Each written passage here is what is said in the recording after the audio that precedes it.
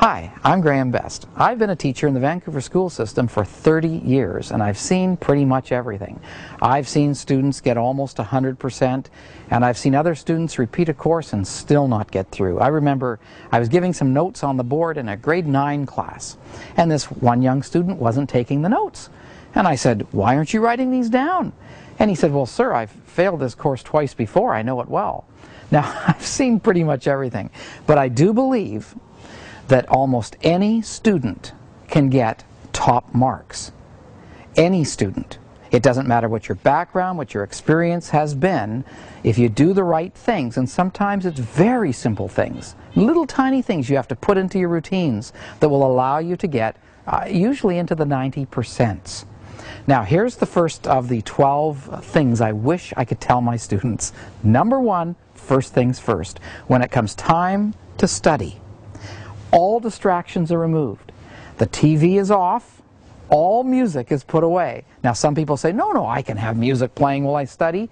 You may think that, but the research tells us very clearly the only kind of music that you can actually have in the background that will help you learn is called classical Baroque music. Now, if you don't know what that music is, check on Wikipedia. Do a Google search on it and read it about it, and then maybe download some of it, listen to it. If you have to have something in the background, only classical Baroque music. Now, that's just a little study tip on the side.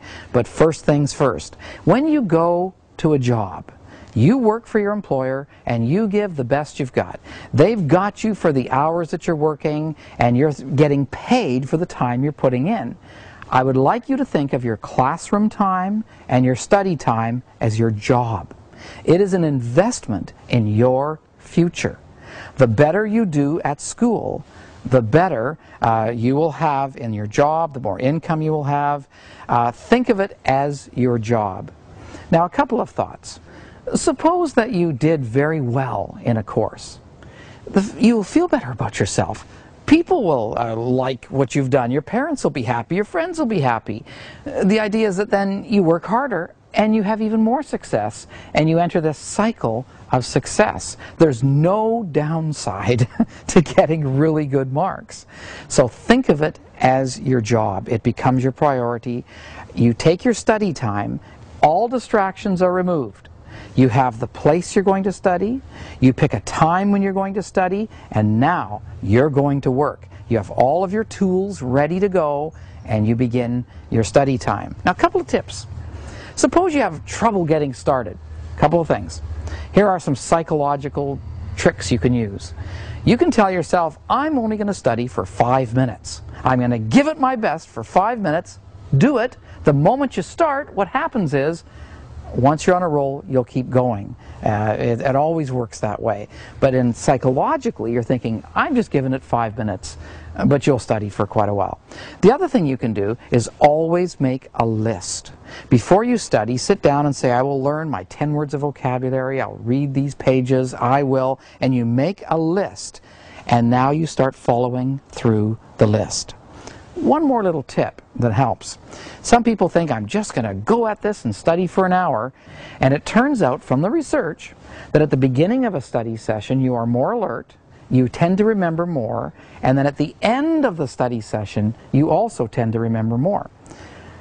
Here's a suggestion.